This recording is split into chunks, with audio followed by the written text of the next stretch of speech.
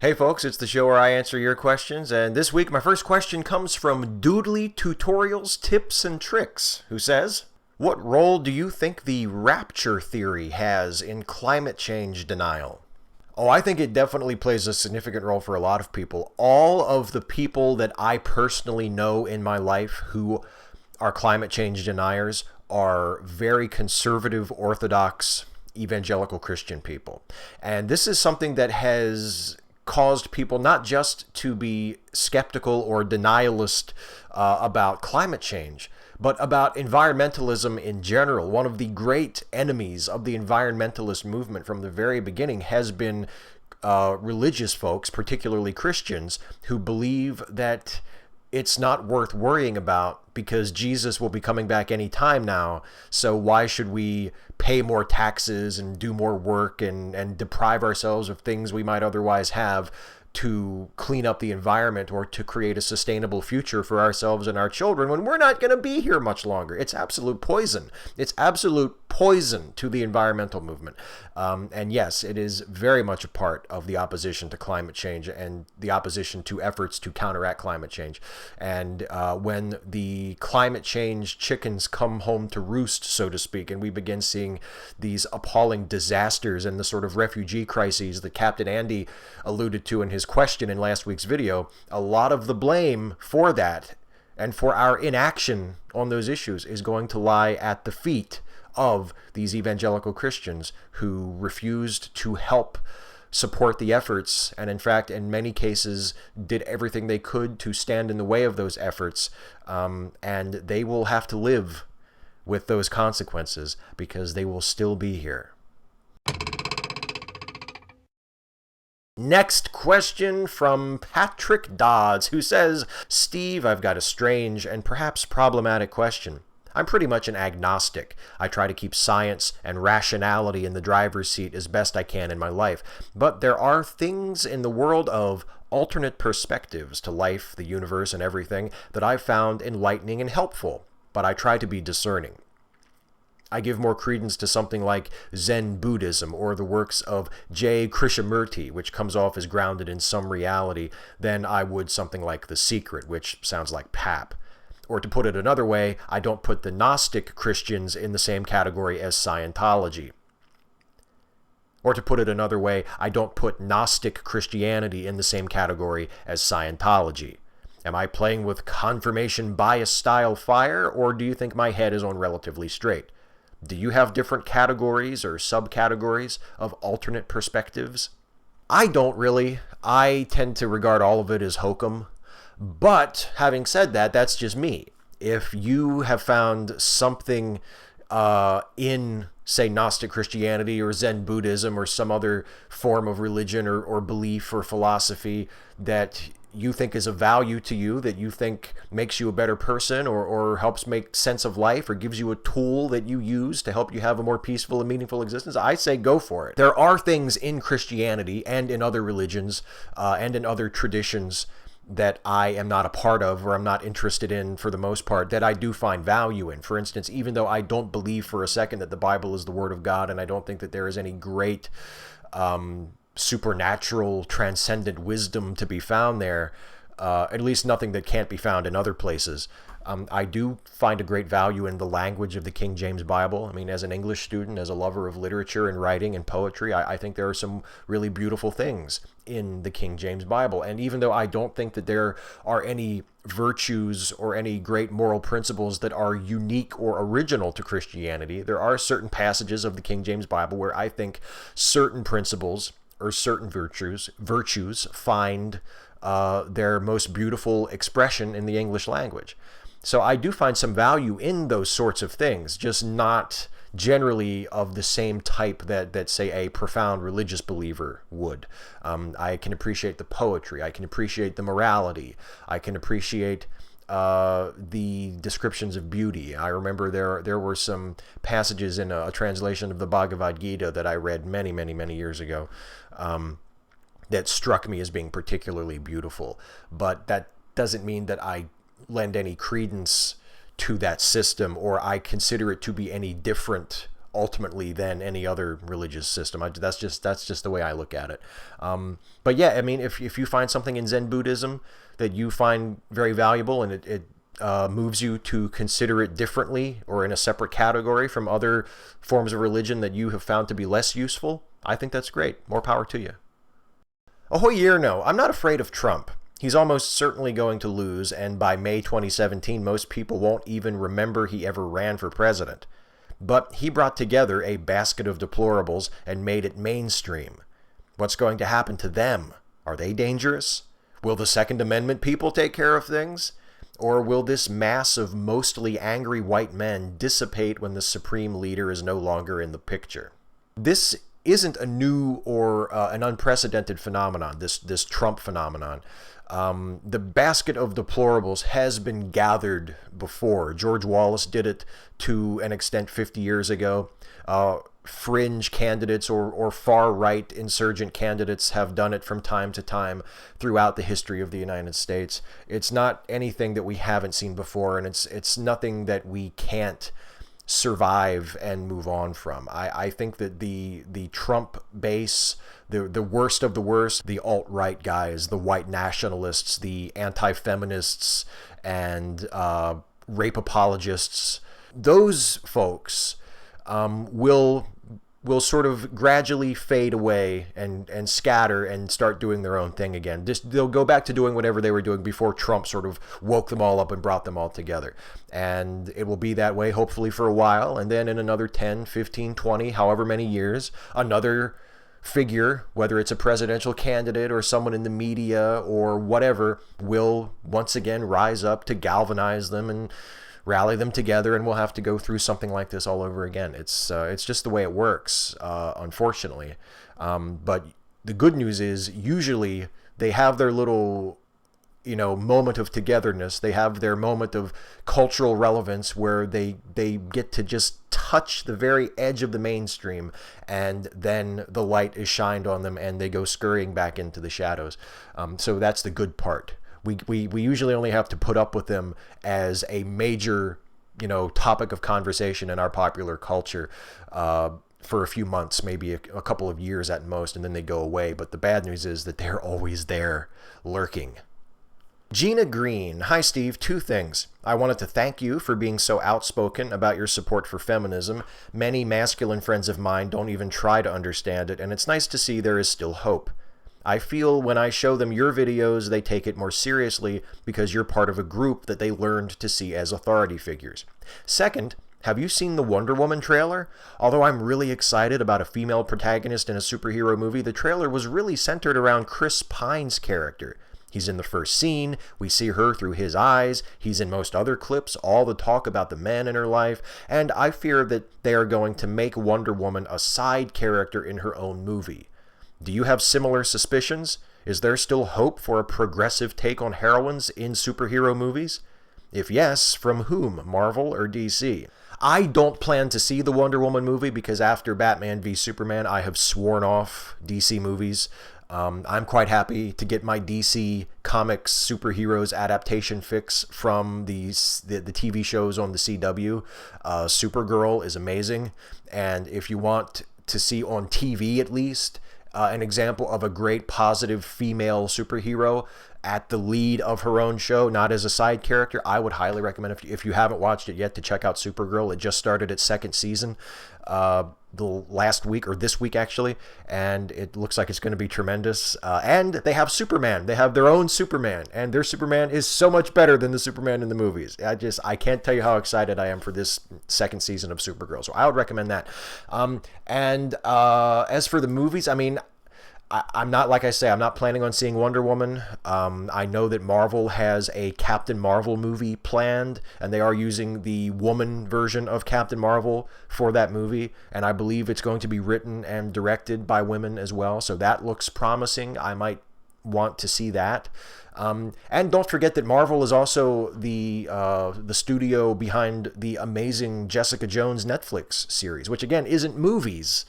And I think your question was mostly asking, like, when are we going to see a great big tentpole superhero movie that is feminist and that is, about a really great female lead character? other than possibly that Captain Marvel movie. I'm not sure when that's going to be. But on TV, you've got Supergirl, and you've also got on Netflix Jessica Jones, which, of course, is a Marvel property and is probably, in terms of shows about women and how that enables you to tell different stories and to explore issues in ways that are different than you could in a male-centric show. And just being just an amazingly well-written, well-acted piece. I think the Jessica Jones Netflix series is the best we've ever had. So I would also recommend that. Again, if you haven't seen it, that is just absolutely top of the line. But as for movies, who knows? I hope Wonder Woman is it. I mean, I don't plan to see it, but I hope it's great. Obviously, I certainly hope it's a lot better than the garbage that DC has been shoveling into cinemas the last few years. Mark Aranges, hey Steve, very serious question. Sorry if it comes off sounding aggressive.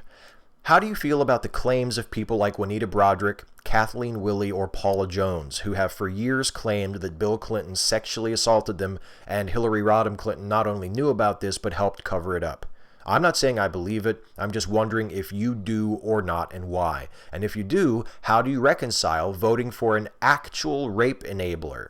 I'm guessing you're voting Democrat in November. Well, it is a serious question, and the accusations made by these women are very serious and deserve to be taken seriously, as I think all accusations of rape deserve to be taken seriously. And it's troubling that they really haven't been. I mean, the Juanita Broaddrick accusations have been around for, 30 years? And I don't know if they've ever been properly investigated by police. It's the sort of thing that happens with rape cases all the time, unfortunately. It's what rape culture is. We live in a society where it's just really, really easy to get away with rape, especially if you are a fairly powerful white man. So I think they deserve to be taken seriously. And if it is found in any way that Bill Clinton can be proven to have done these things, then I think he needs to be brought to justice. He needs to face justice for this. Just because I think he was a pretty good president and I'm going to vote for his wife doesn't mean that he should be outside of the jurisdiction of the law when it comes to sexual assault. If it can be proven that he did these things, then he should be punished. And the accusations should be taken seriously and should be investigated as though something happened, because I think that's what a rape case should be. As for the stories about Hillary being an enabler or being, taking some role in intimidating these women or trying to silence them, that to me is a lot more foggy and less certain ground. I don't know if how much of that is true. I don't know how open and sharing Bill was with his sexual escapades in the 70s and 80s. I don't know if he was the type of person who would have said to his wife, "Oh yeah, I raped her." If he did these things that he is accused of doing, I don't know if he would have shared them with Hillary in the way that a lot of people seem to just sort of assume that he did.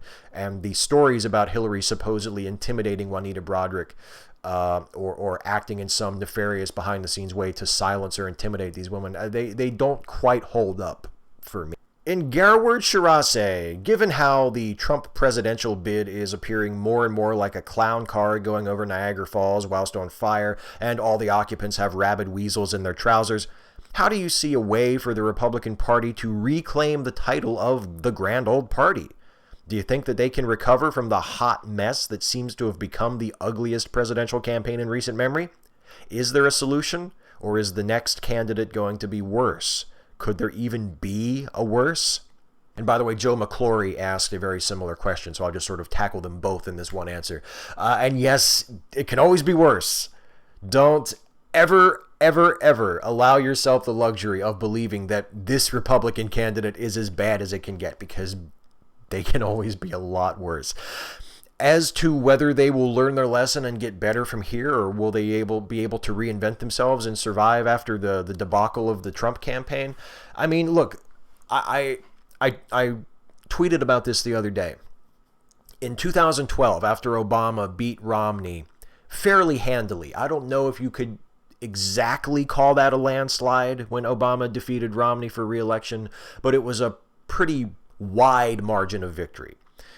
After that, the Republican Party did what they called an autopsy on their party on the 2012 campaign, and they came to a couple of conclusions, which I think were probably true. They concluded that they needed to do a much better job of reaching out to women, of reaching out to black folks, and of reaching out to Hispanic folks and to LGBTQ folks. But what the Republican Party doesn't realize, what they never seem to get, is that the reason they don't appeal to those various groups isn't because of bad marketing. It's not that their messaging is bad. It's that their policies are monstrous and are dehumanizing and are anti the interests and, in most cases, the basic human dignity and civil rights of the groups that Republicans have trouble attracting. So it's not, the Republican Party would have to find some way to fundamentally reinvent itself while still holding on to some kernel of what made it the Republican Party. And I don't know if that's possible, but I don't think the question of possibility is really a relevant question because I don't think they're truly interested in doing it. I think every time Republicans lose an election like this, even if it's a real spanking like it looks like the Donald Trump-Hillary Clinton election is going to be, they always seem to reach the same conclusion, which is, well, we just weren't conservative enough. And I think that's what they're going to do this time. They're going to say, oh, we just weren't conservative enough. Trump was just too loony. Trump was too off on the fringe. He didn't represent real, honest, decent American traditional conservatism. That's what we need. I think that's going to be the conclusion. And they're going to continue to fall into irrelevancy. Radical Bacon, I've heard it said that men generally get more conservative as they get older and women become more liberal as they age. While the validity of this is up for question, it is also pretty clear that you've become more liberal by increments since you've started your channel. Why do you think this is? I know what you're describing here, I think, but I would not choose to characterize it as me becoming more liberal.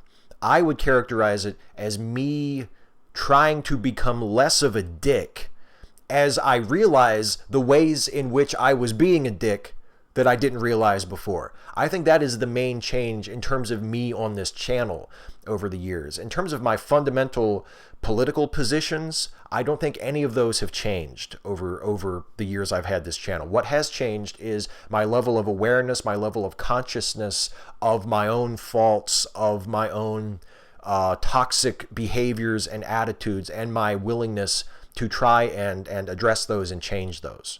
I think that's what you're talking about. And I think it's just being more aware, being more open, being more connected to people, and growing up and learning to give a shit about other people and wanting to be better. Speaking of wanting things, I want this part of the video to be over, and I'm about to get that wish because that sound indicates that it is now time for the lightning round. And the first question in the lightning round comes from Kiovar, who says, when will the Stephen Stuffy series pass the Bechdel test? I'm not sure what Wilhelmina and Millicent should talk about. Maybe the way black cats still have a hard time finding homes even if they're not outright killed as often these days.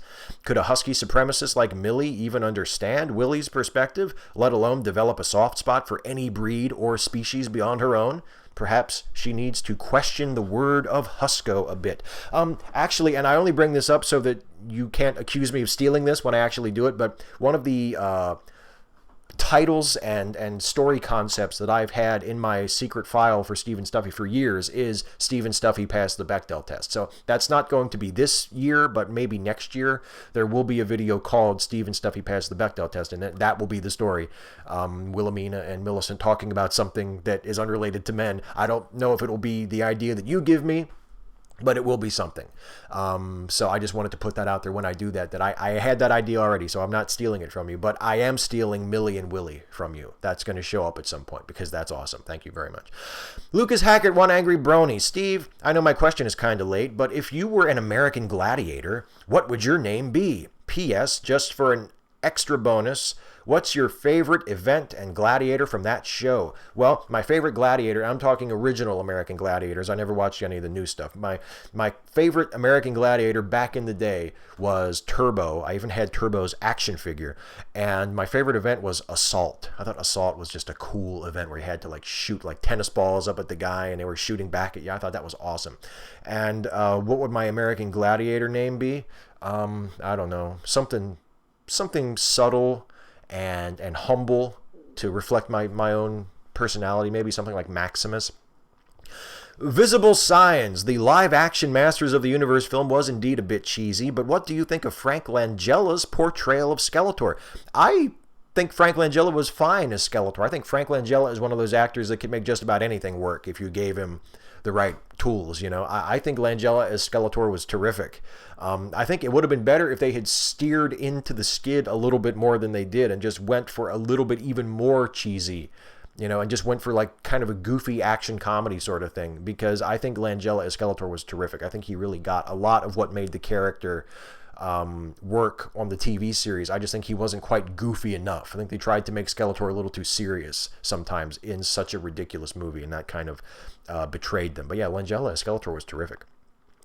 Kevin Logan, will you still love me tomorrow? I will, Kevin. I will love you tomorrow, but you should know that I'm recording this video on Wednesday night, and it won't actually be up and viewable on YouTube until Friday. So when I say that I will still love you tomorrow, I mean tomorrow as in Thursday, which for you watching the video is yesterday, which means I still loved you yesterday from your perspective. Unfortunately, by the time you're viewing this, I will no longer love you. But from my perspective, I will still love you tomorrow. So take some comfort in that, will you? Leftist scumbag, the degenerate death metal anarchist. Steve, who do you think has the best entrance theme in WWE? I personally like Finn Balor's theme and would like to know how you feel about that. I think Finn Balor's theme and entrance is awesome. I love his entrance, especially his demon entrance. I know it's super theatrical and really over the top, but I think it's really, really great. If we're going the entire organization and we can include NXT in this question, my favorite entrance is Shinsuke Nakamura. My favorite entrance and my favorite entrance theme. I think his theme music is just awesome. But if we limit it just to people on the main roster, I think AJ Styles. I think AJ Styles' entrance and theme music is my favorite of all the wrestlers on the main roster right now. Joel Kazoo, if Millicent is so certain about Husky's superiority, why does she even bother to hang out with the rest of you losers and just go somewhere where she can hang out with her own kind? Well, because I want to have Millicent on the show. It's part of the bit, see? Actually, Millicent was told by her Husky pastor at her Husky church that a good Husky who wants to follow the example of Son of Husco, and by extension Husco, has to go where the sinners are. So here she is. And she still hangs out with her fellow Huskies from time to time. She goes to Husky church once a week, and, you know, they have fellowship. So she gets her companionship with her fellow Huskies. Worry not. Becca Hawkins. Hi, Steve. If the Steve and Stuffy videos became popular enough, you mentioned that this would become the Steve and Stuffy channel. I think that would be awesome. If Steve and Stuffy videos became so popular that a major production company asked you to write a script for a movie version released in theaters, would you do it?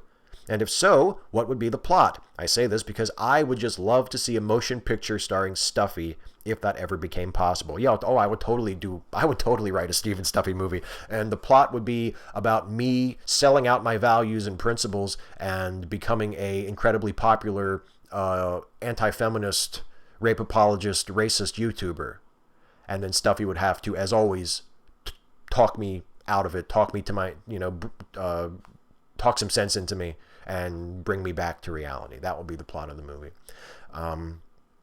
And what would it be called? I don't know. The Amazing Steve and Stuffy. Crow Bro, Steve, I challenge you to a duel. Choose your weapon. Lightsaber, batleth, or batarang. I gotta go with lightsaber. As cool as a batleth is, I'm pretty sure a lightsaber would cut through a batleth. And if I was good enough with the lightsaber, I could also deflect the batarang. So you gotta go with the lightsaber. Although, if phaser was on the list, which I noticed it was not, but if phaser was on the list, going with the phaser. Nothing beats a phaser. Harry Ray, what is the drunkest you've ever been? What's your craziest drunken shenanigan? The drunkest I've ever been is probably, I think I was 19, and myself and two friends of mine split a bottle of wild turkey that we found under a table in the basement that had probably just been sitting there for like 10 years. And we, between the three of us, completely finished a bottle of wild turkey. And I was so drunk that at one point, one of my friends whacked me in the crotch with his hand, and I didn't even feel it. And he had to tell me that he had just hit me in the balls with his hand because I didn't even feel it. I was so out of it. And then the next morning, I woke up hog-tied on the floor in the basement right next to a puddle of my own puke. Isn't that a lovely story?